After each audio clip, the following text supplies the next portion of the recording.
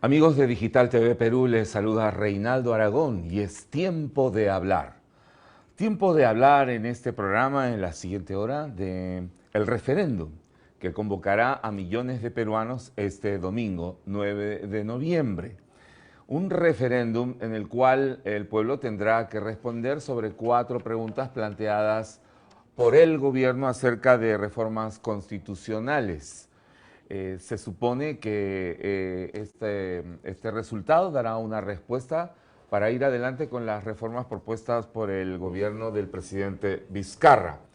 Y para hablar de este tema estamos con representantes de organizaciones de defensa pro familia, que doctor Juan Uchuya de Unidos Pro Familia, gracias. Hola Reinaldo, ¿cómo Uchuya, estás? abogado, y también Alejandro Muñante de la Red Nacional Pro Familia, también. Muchas gracias, Reinaldo. Hombres de leyes acá que nos van a ayudar un poco a entender qué es lo que está pasando, qué es lo que se está proponiendo y cuál sería, digamos, las repercusiones del resultado de este referéndum, que no es poca cosa. Por ejemplo, digamos, la primera pregunta: ¿aprueba la reforma constitucional sobre la conformación y funciones de la Junta Nacional de Justicia, antes Consejo Nacional de la Magistratura? La segunda pregunta es: ¿aprueba la reforma constitucional que regula el financiamiento de organizaciones políticas?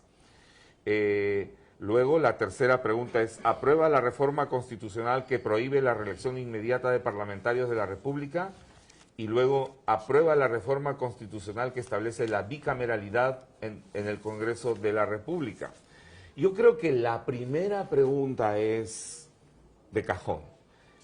¿Entiende la población, entiende la gente de nuestro Perú qué es lo que se le está preguntando realmente? Alejandro, por ejemplo, la primera pregunta: ¿aprueba la reforma constitucional sobre la conformación y funciones de la Junta Nacional de Justicia, antes Consejo Nacional de la Magistratura? ¿Qué es el Consejo Nacional de Justicia?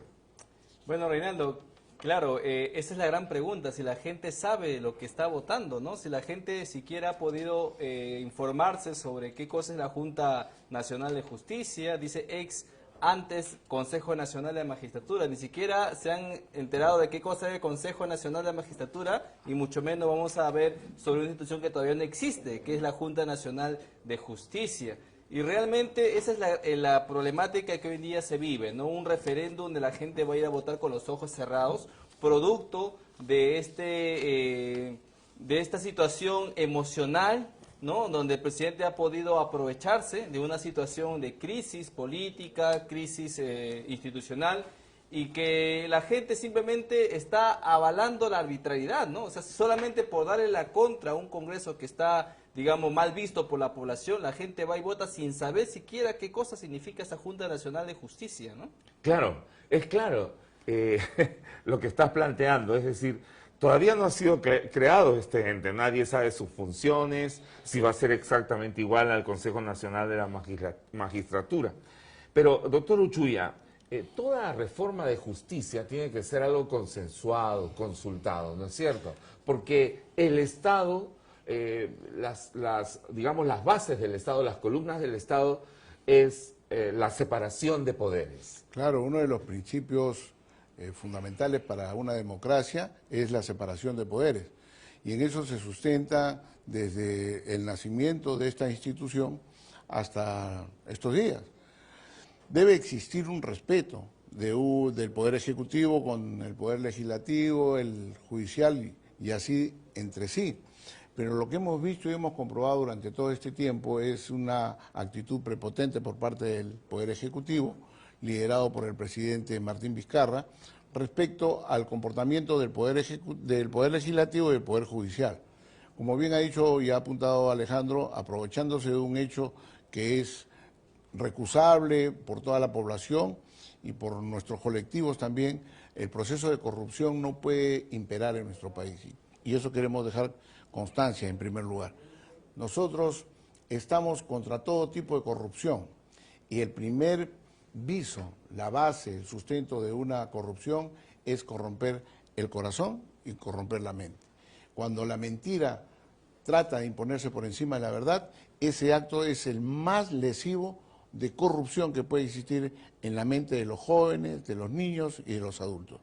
Y eso trae graves consecuencias para una sociedad. A partir de ahí queremos hacer este enfoque.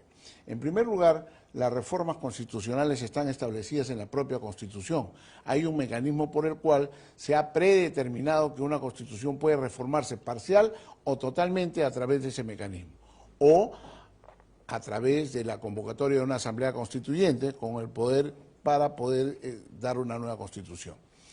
Esto no se ha dado. Primera vez que vamos a tener la transformación, el cambio parcial de una Constitución a través de un referéndum. Es la primera vez. En la historia republicana del Perú, que mediante un referéndum se intenta cambiar la Constitución. Cambiar la Constitución. O reformarla, ¿no? Sí, porque hemos tenido durante los últimos tiempos dos referéndums, ¿no? Uno para establecer el uso de los fondos del FONAVI y el otro para establecer el tema de las regiones, cuando se quiso unir 2 o 3 departamentos en una sola región, lo cual fue rechazado también por la población. Que se llamó las macroregiones. Las macroregiones, ¿no? Entonces, este referéndum tiene ese objetivo, pero detrás del objetivo constitucional, legal, democrático, hay un trasfondo político. Y el trasfondo político es el siguiente. El presidente Vizcarra, en su último discurso del 28 de julio, dijo autoritariamente que iba a imponer la ideología de género antes del mes de diciembre. Dentro de esta decisión política se establece toda una estrategia. Primero, utilizar todos los mecanismos que socialmente puedan llevarle a nivel de popularidad, usando los medios de comunicación masiva y usando las encuestas. Y estos dos elementos son los que han generado la supuesta popularidad del presidente, lo cual yo tengo serias dudas. Pero también tiene otro objetivo, el empoderar políticamente, darle la solidez y la consistencia de un poder omnímodo sobre los otros poderes. Y por último, lo que quiere hacer este gobierno es tener bajo su control el Poder Judicial y el Ministerio Público. ¿Para qué? Para buscar impunidad, y lo digo con todas sus letras, porque el presidente Vizcarra está incurso dentro de una investigación por el caso Chincheros, que lesiona los derechos y el patrimonio de toda la nación. Pero ¿cuáles serían estos mecanismos? Porque con esta pregunta, digamos, si se responde afirmativamente, tendrían que, bueno, serían entonces, digamos, derogados todos los preceptos constitucionales, los artículos constitucionales que mencionan al Consejo Nacional de la Magistratura. Claro, a ver. ¿No es cierto? Y entonces, ¿y quién nombraría, digamos, a estos nuevos miembros de la Junta Nacional de Justicia?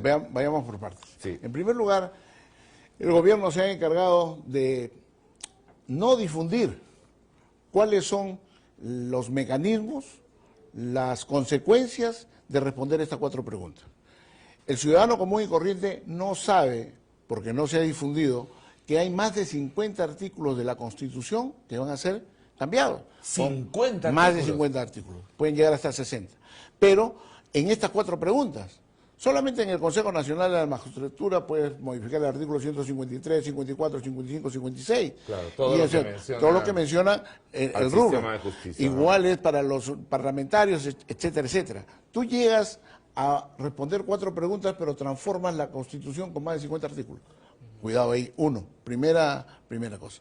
Segundo, que solamente en el Consejo Nacional de la Magistratura, hoy Junta Nacional Judicial, quien tiene el poder de nombrar, de ratificar o no ratificar a los jueces, fiscales y miembros de la OMPE, es este organismo. ¿Y que está nombrado por quién? Y tiene 7 miembros, 2 miembros de las universidades, una particular, una Bueno, pública. eso es lo que hasta ahora es, ¿no es cierto? El defensor del pueblo, que sabemos que es pro Vizcarra, no dice nada de Chincheros, se cae en 7 idiomas, ¿no? El representante del Ministerio Público, del Poder Judicial, el del Colegio de Abogados, y en fin, son 7. Pero ¿quién tiene la Secretaría Técnica? La Gerencia General. La Gerencia General. Claro, ¿y quién? El Poder Ejecutivo, a través del MINJUS. Del Ministerio de Justicia. El Ministerio de Justicia. Entonces, ¿quién va a controlar el Poder Judicial del Ministerio Público? Claro. ¿Y para qué? Para que no se ventile el caso Chincheros, para que no traigan a Toledo, para que no inculpen ni investiguen a Susana Villarán y a otros. Claro, bueno, ahí está la respuesta. Lo que pasa es que al conocer estos detalles, pues entonces inmediatamente después nos produce todo este tipo de preguntas, ¿no es cierto?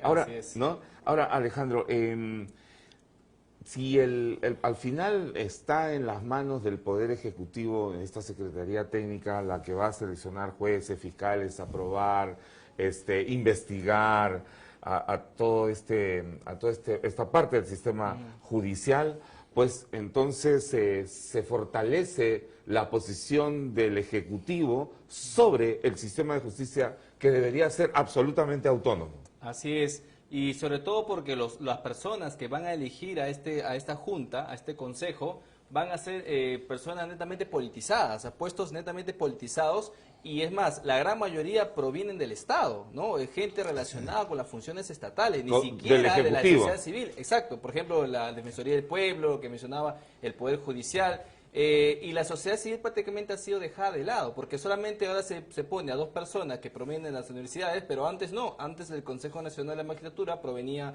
de la Universidad Pública, Colegio de Abogados, Colegio de las universidades privadas, y tenía mucha mayor participación de la sociedad civil. Hoy en día esto se corta, ¿no? Se le disminuye, se le quita el poder para ofrecérselo a entes politizados. Ahora bien, ellos son los que van a elegir, no son ellos la Junta Nacional de Justicia, ellos son los que van a elegir, y por mayoría van a elegir a los consejeros que más se adecúen a su agenda ideológica o política. Y estos van a elegir a los magistrados que van a designar a los jueces fiscales también, pues, acorde a esa ideología. Y eso es lo preocupante, porque ellos van a estar en un puesto, ¿no? Designando jueces fiscales, fiscalizando incluso hasta su labor, ¿no? Y lo que vemos hoy en día, pues, que los jueces y los fiscales están siendo adoctrinados en una ideología tanto de género como también pro-comunista, pro de izquierda, progresista.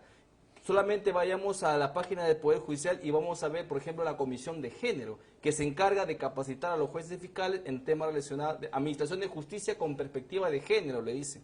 Tenemos a una asociación de jueces que también promueve junto a PRONSEC y Planned Parenthood el aborto, los derechos reproductivos. Tenemos el Colegio de Abogados, la Comisión de Género. Entonces tenemos a un Poder Judicial ya enquistado por esta ideología. Temas inclusive que son constitucionales, ¿no? Como el derecho de los padres de familia a participar activamente en la educación de sus hijos. Así es. Entonces, cuando nosotros vemos esta situación actualmente de facto, ¿no? Que ya prácticamente la ideología está imperando en nuestro sistema de justicia, vemos que ahora simplemente esta es la perfección de ese sistema. Ahora los jueces van a estar alineados a un sistema ideológico, van a estar allanados a una colonización, digamos, de nuestra política, porque vemos que hoy en día, por ejemplo, los organismos internacionales son los que dictan a nuestros jueces cómo tienen que administrar justicia. Esto prácticamente se va a perfeccionar con esta Junta Nacional de Justicia. Recordemos, estimado Reinaldo, que en Guatemala también se instaló lo que se llama la Comisión contra la Impunidad en Guatemala, el CICIG,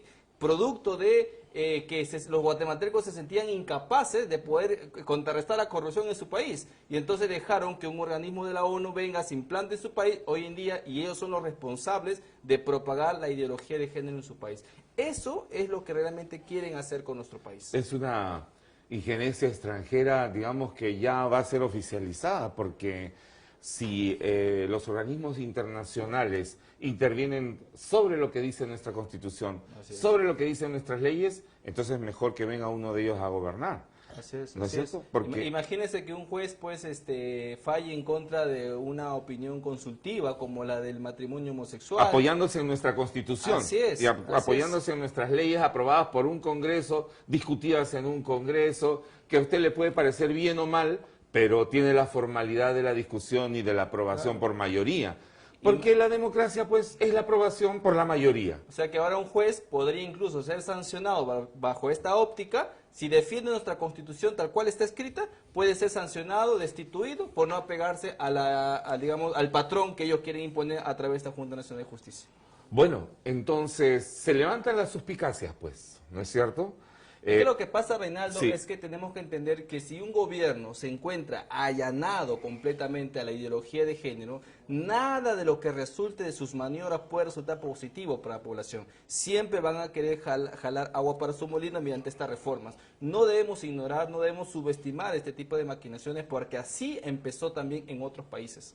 Claro, está el ejemplo de otros países y eso hay que tomarlo en cuenta. Nosotros como ciudadanos debemos informarnos de lo que está ocurriendo, ¿no? De lo que puede ocurrir en el Perú, de lo que ya está ocurriendo y de lo que ha ocurrido en otros países cercanos a los nuestros. Ahí está Argentina, está Uruguay, está Chile, ¿no? La lucha que se está realizando en Colombia, en Ecuador. Y bueno, pues hay que estar informados. Pero usted sabía entonces que se iban a derogar más de 50 artículos constitucionales, si es que se aprueba esta primera pregunta. O las 4 preguntas. Claro, las 4, perdón, ¿no es cierto? Para nosotros como parte de la sociedad civil Sí. somos conscientes de que nuestro sistema de justicia necesita reformas, ¿no? Reformas profundas. Claro, de eso habría Así que partir, ¿no es cierto? Ha habido una crisis tremenda, ¿no es Sí, cierto? claro, reconocemos esta crisis, reconocemos, porque sabemos que el sistema está manejado por seres humanos imperfectos, ¿no? Y de una otra manera tiene que salir a un acto de corrupción. Y ha Los habido, actos de lenidad, corrupción tienen que ser sancionados. Así es. lenidad en sancionar la corrupción. Exacto, si algún magistrado del CNM ha sido captado en corrupción, se le ha sancionado, que es lo que corresponde. Pero ¿por qué tenemos que eliminar una institución que estaba funcionando bien? En todo caso, si las personas son los que desprestigian la institución, entonces tampoco no deberíamos tener sistema presidencialista. Pues ¿cuántos presidentes corruptos hemos tenido? Y por eso vamos a quitar el sistema presidencialista y volvernos una monarquía, sería absurdo. Claro. Entonces, en este caso, nosotros no nos oponemos a una reforma política de la justicia, ¿no? Pero no queremos una que venga exclusivamente de la prepotencia de un presidente. Toda reforma de justicia tiene que ser fruto del consenso entre los poderes del Estado, tanto ejecutivo, legislativo, judicial, como también la sociedad civil. Esa es una reforma que realmente sería buena, una que se prepare con tiempo, con precisión, con un mayor análisis, no una que ha sido preparada en 2 meses. Los que fundaron nuestra nación, nuestro Estado, diseñaron el Estado con un equilibrio de poderes, ¿no es cierto? Para que ninguno prevalezca, para que cada uno controle al otro.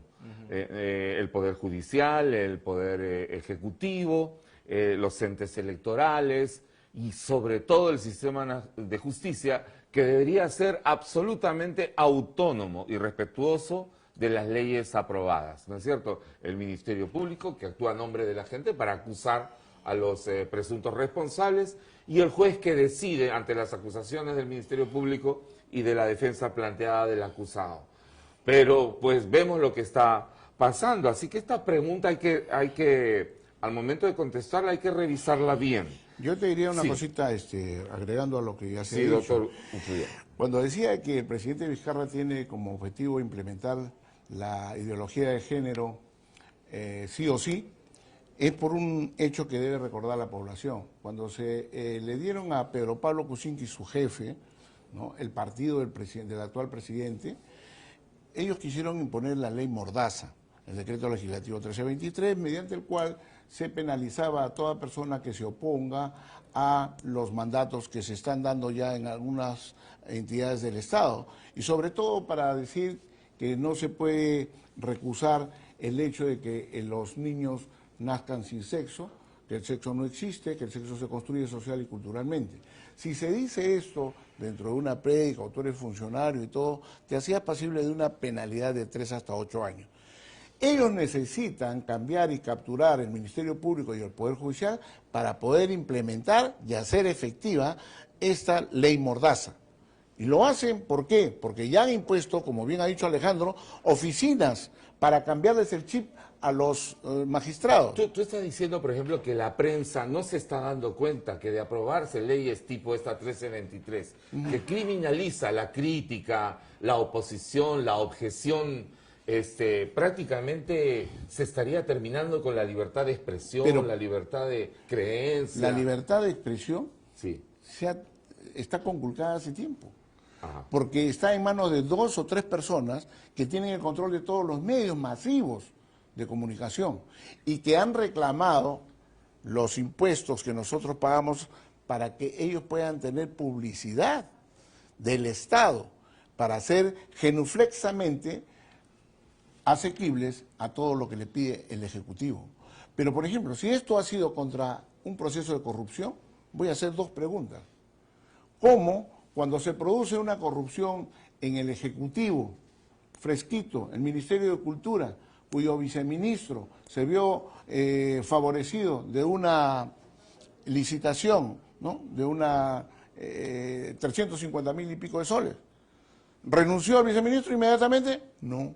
¿La ministra le pidió la renuncia inmediatamente? No. ¿Actuó el presidente para sacar a la ministra? No. Recién hace 2 días. Se ha visto ya por la inmensa impopularidad de las redes sociales que reclamaba un acto del señor presidente de la República contra la corrupción que se da en el Ejecutivo. Recién lo ha hecho. Otra más, perlas. El Poder Judicial en el Callao ha soltado a más de 5 sicarios, uno de los cuales tiene más de 32 personas a las que ha asesinado. Le han dado libertad. ¿Qué te parece? ¿Y quién debería revisar esto? Por ejemplo, estas personas, que es público, todo el mundo lo está discutiendo, pues han sido liberados estos sicarios. Pero el presidente del Poder Judicial. Claro. ¿No es cierto? ¿Y dónde está el órgano de control? ¿Dónde está el órgano Nada, de control? pues están abocados a aplicar la ideología de género y a decirle, sí, señor, Es que a Vizcarra. no hay CNM ahorita. Claro. No hay quien controle. En este momento, No claro, existe. está defenestrado Así es. el CNM. Ahorita Pero los- el Es OMA, Consejo el Nacional OMA de la puede Magistratura. funcionar, ¿no? Pero el OMA siempre pasa espíritu de cuerpo con estos jueces Ahí supremos, está la ¿no? corrupción. Entonces, ¿quién los va a controlar? Por esa razón es que ahorita los jueces están haciendo eso, se están preparando para toda esta maquinaria. Vamos ahora con la pregunta número 2, porque yo creo que ya hemos dado suficientes elementos para que la gente, para que nuestros televidentes puedan reflexionar acerca de esta pregunta número 1. Antes quisiera decirte Sí, que por las consideraciones que hemos dicho, yo voy a decirle no a la primera pregunta. claro. Igualmente. Bueno, y usted pues tiene que informarse para ver cómo responde a esta primera pregunta sobre la conformación y funciones de la Junta Nacional de Justicia, que antes era el Consejo Nacional de la Magistratura, pero que todavía nadie sabe bien cómo se va a conformar y cuál va a ser su ley orgánica y Sí, qué porque atribuciones van a tener. Es importante lo que dices, porque no solamente las funciones de esta Junta va a estar lo que está contemplado ahorita en la reforma.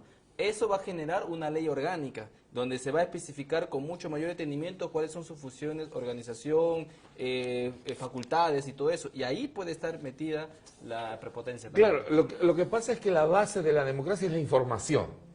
¿No es cierto? Una persona, inclusive pues en el Jurado Nacional de Elecciones está la frase, ¿no es cierto? El voto informado. ¿Pero qué informado si no ha habido ninguna discusión al respecto? Vamos con la pregunta número 2. ¿Aprueba la reforma constitucional que regula el financiamiento de organizaciones políticas?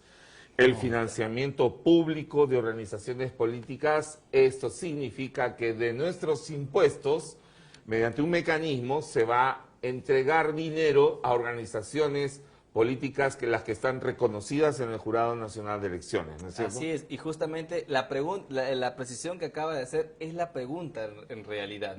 La gente dice, ¿no? Y se va a revisar la cédula este domingo, es decir, aprueba la reforma del financiamiento, pero ahí ni siquiera dice qué tipo de financiamiento, cómo va a ser, quién lo va a pagar, no lo dice nada. Pero si la gente supiese que esta reforma lo que va a hacer es traer como consecuencia que los impuestos de todos los peruanos se paguen las campañas políticas en los medios de comunicación de todos los partidos, y no solamente los partidos, sino también sus locales partidarios, la planilla de sus trabajadores, porque también eso se va a destinar. Entonces, ¿qué persona, digamos, con todos los sentidos, podría aprobar esta reforma? Nadie, porque ¿por qué si tanta carencia que tenemos en nuestra población, el sistema de salud, el sistema de educación tan paupérrimos en tantos lugares de nuestro país, que todavía no demos el lujo de destinar recursos públicos para financiar a los partidos políticos? O sea, no hay derecho. Pero, sin embargo, eso no se está precisando en esa pregunta. La gente cree que sí, perdóname, partidos políticos que se alquilan, se venden, se traspasan. Así es, que son negocios, negocios personales, los alquilan, llaman a invitados y pues, finalmente cuando llegan al poder tienen que pagar un porcentaje de lo que ganan. O sea, eso realmente no se puede permitir, ¿no? El problema es que pueden, digamos, dentro de todo, cada uno lo que haga con su dinero es responsabilidad propia, ¿no es así? Sí, pero claro. Pero esta es plata de todo el pueblo. Y Vizcarra cree y tener el derecho de agarrar, meterte la mano al bolsillo y repartir como quiere, como el padrino. Ejecutivo está promoviendo que el dinero público sirva para financiar a los partidos que ahora, pues, si se siguiera una línea más o menos lógica, son los cuestionados. Así es. Pero entonces, si son cuestionados, ¿para qué se les va a dar más dinero? Porque lo que pasa es que no se entiende bien. A los amigos pro vida, pro familia, a los creyentes que todavía están dudando y pensando que pueden votar sí por esta pregunta, le tenemos que decir claro, si tú votas sí, con tu plata, amigo pro vida y pro familia, que no crees en el aborto, que no crees en el matrimonio homosexual, que crees en la familia natural, con tu plata se va a destinar recursos para que partidos como Verónica Mendoza y Julio Guzmán, que están abiertos apoyando el aborto y el matrimonio homosexual, sean elegidos, sean financiados. Eso es lo que la gente tiene que saber. Así es. Yo creo que también a esta pregunta hay que decirle no, pero con mucha convicción, teniendo en consideración que en primer lugar nadie puede meterse contra la libertad de un ciudadano para decidir su filiación política. Vale decir, eso es lo principal. Pero claro, todos los ciudadanos tenemos el derecho, ¿no es cierto?, de libremente, participar o no de los participar en partidos. ningún partido político. Claro. Pero yo, ¿cómo puedo financiar al Partido Comunista si tras de todos los dirigentes hay un discurso que ellos están sosteniendo, incluyendo un fiscal que se encarga ahora de la investigación de muchos casos de corrupción? Al decir que los senderistas, los terroristas son guerrilleros, que son miembros de un partido político, que fueron parte de una conflagración política. Esto yo no le doy un sol, salvo que algún ciudadano crea que Vizcarra le está diciendo que con su dinero va a darle solamente a los partidos que están limpios o con manos limpias. No hay ninguno. Bajo lo que estamos viendo. Pero claro, debería plantearlo previamente, ¿no es así? Porque discusión, sí, por eso digo no. Sí, precisamente pues se está cuestionando a todos los partidos, claro, y ahora se está diciendo de que van a recibir dinero, porque tendrían que hacerlo inmediatamente, ahora, ¿no? Fiscalizar el financiamiento de los partidos políticos por entes privados, que es la raíz, digamos, de esta reforma, ¿no? Al verse que el narcotráfico, la delincuencia ha financiado partidos políticos, pero para eso pues se necesitan leyes mucho más firmes, se necesita proyectos que lleguen a una mejor fiscalización de estos ingresos. Se puede hacer muchas cosas sin necesidad de reformar la Constitución, ni hacer que todos los peruanos paguemos nuestra plata a los partidos políticos. Claro, y además de qué independencia hablamos de los organismos que tienen que ver con las elecciones de los organismos electorales. Si hace nomás un par de días se ha difundido el video de una funcionaria de uno de estos organismos electorales haciendo publicidad para responder afirmativamente a este referéndum. Y ahí está el video y no ha pasado nada. Ahora también, ¿alguien dudará de que esto también no propiciará de que los partidos políticos de una u otra forma se sientan que tengan que estar allanados a las políticas del gobierno para no perder el beneficio? Claro. A ver, yo te hago una sola pregunta al ciudadano. Si usted quiere financiar al partido PPK, que ha sido, cuyo presidente, fundador, el jefe del Martín Vizcarra, se encuentra cuestionado judicialmente por los actos de corrupción. Usted quiere darle dinero al partido de Toledo, al comunismo, para que implante el comunismo en este país. ¿Usted quiere con su dinero hacer eso? Dígale no. Claro, porque debería, el que quiera pues apoyar una causa, le parece bien, vaya pues y se matricule con su dinero, con su plata, y lo saque de para su su bolsillo, propio partido. claro, Claro. Pues, y entonces vea en su presupuesto, digamos, familiar, darlo. Pero ¿por qué nosotros tendríamos que financiar a partidos que, según usted mismo, no lo representan? Así es. ¿No es así? Y además, ¿quién va a fiscalizar? ¿Cómo va a ser? No ¿Cuánto? se dice. ¿A cuánto se le va a dar? Imaginémonos nomás, ¿el presidente Vizcarra tiene partido o no tiene partido? No tiene partido. Claro. Ahora, ¿quién es el más interesado en este financiamiento público en los medios de comunicación? Bueno, ahí está. El señor Graña está contento. Así es, mira, pero fíjate una cosa, esto ya está legislado, ya está el aporte del Estado a los partidos políticos. Ustedes ven ese mensajito que viene, dice programa pagado por el Estado, sus 5 minutos, 10 minutos de televisión. Eso Claro, para la todo. franja electoral. La franja Ya existe. electoral ya existe, pero ojo, No dice nada la reforma constitucional del aporte voluntario de la empresa privada y aportes privados, no lo dice. Entonces, ¿de qué estamos hablando? ¿Para qué cambiar la Constitución si esto se puede regular mediante una ley? Claro, estamos entonces proporcionando información acerca de esta segunda pregunta. ¿Aprueba la reforma constitucional que regula el financiamiento de organizaciones políticas?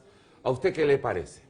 Que de sus impuestos salga dinero para financiar propuestas políticas, partidos, movimientos que no lo representan, que están en contra de lo que usted cree, plantea, y en contra de lo que usted cree que deba ser el gobierno que va a legislar, que va a gobernar precisamente sobre nuestro país? Esa es la segunda pregunta. Vayamos con la tercera.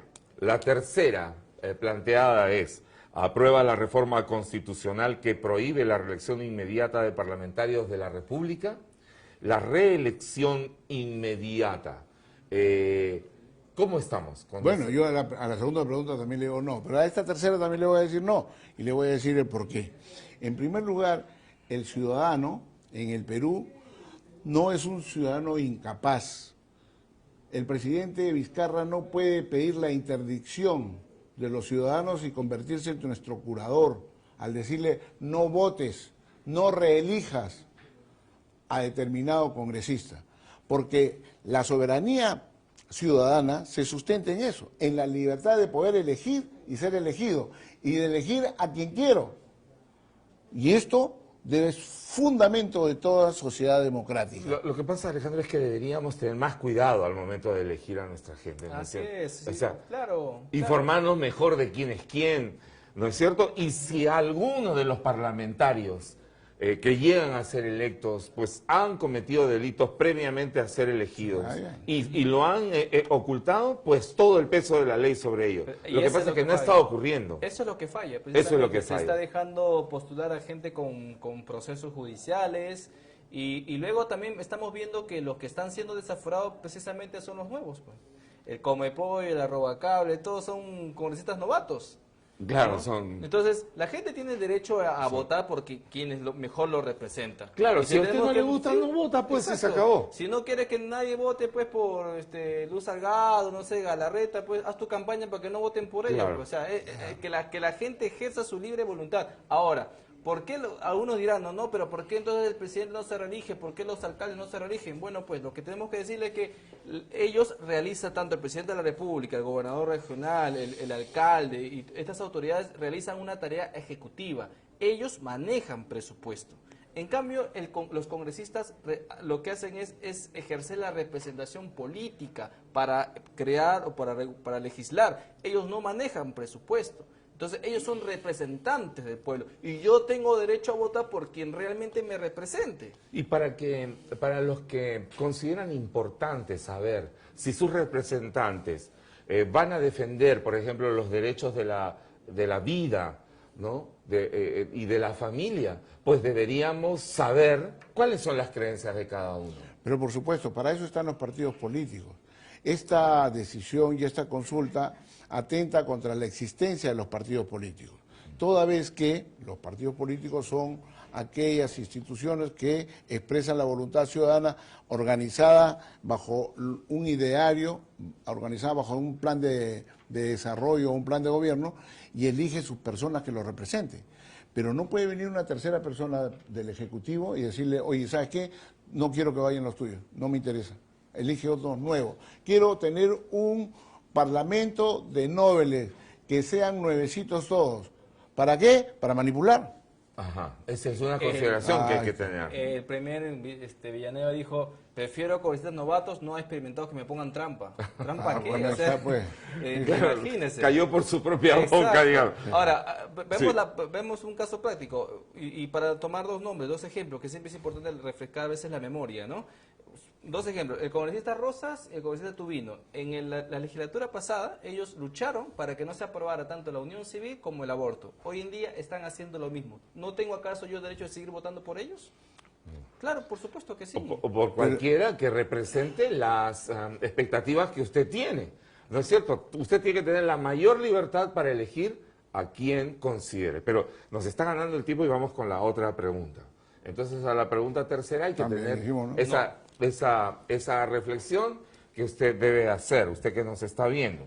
Y la cuarta pregunta es: ¿aprueba la reforma constitucional que establece la bicameralidad en el Congreso de la República? Y esto pues considera que 130 pasarán a ser 180 congresistas, 130 diputados y 50 senadores. Sí, bueno, en esa parte coincidimos con Vizcarra, ¿no? Pero no coincidimos bajo los mismos temas. Él dice no, pero porque no se aprobó la paridad de género, no, la ideología de género en esta reforma constitucional. Nosotros lo decimos no porque esto va a significar mayor gasto público y porque los senadores van a ser elegidos al dedo, según en proporción a la cantidad de votos que obtuvo el candidato presidencial.